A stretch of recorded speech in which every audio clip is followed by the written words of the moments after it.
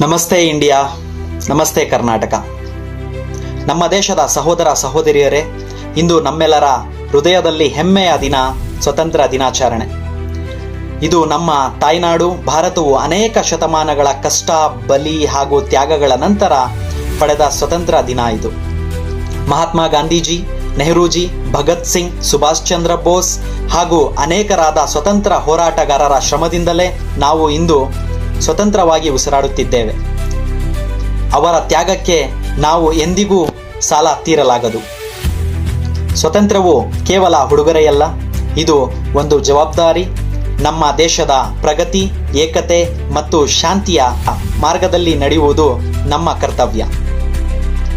ಪ್ರತಿಯೊಬ್ಬ ಭಾರತೀಯನು ದೇಶಾಭಿಮಾನ, ಪ್ರಾಮಾಣಿಕತೆ, ಮಾನವೀಯತೆಯಿಂದ ನಡೆದುಕೊಂಡರೆ ನಮ್ಮ ಭಾರತವು ವಿಶ್ವದ ಅತ್ಯಂತ ಶ್ರೇಷ್ಠ ರಾಷ್ಟ್ರಗಳಲ್ಲಿ ಒಂದಾಗುವುದು ಖಚಿತ. ಈ ವಿಶೇಷ ದಿನದಂದು ನಾವೆಲ್ಲರೂ ಒಟ್ಟಾಗಿ ಒಂದು ಪ್ರತಿಜ್ಞೆ ಮಾಡೋಣ. ನಮ್ಮ ದೇಶದ ಗೌರವವನ್ನು ಕಾಪಾಡುವುದು, ದೇಶದ ಅಭಿವೃದ್ಧಿಗಾಗಿ ಕೈಜೋಡಿಸುವುದು ಮತ್ತು ಎಲ್ಲ ಧರ್ಮ, ಭಾಷೆ, ಜಾತಿ ಭೇದ ಮೀರಿ ಒಂದೇ ಭಾರತೀಯರಾಗಿ ಬದುಕುವುದು ನಮ್ಮ ಕರ್ತವ್ಯ.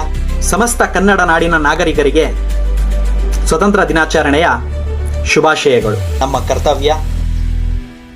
ಜೈ ಹಿಂದೂಸ್ತಾನ್, ಜೈ ಕರ್ನಾಟಕ ಮಾತೆ.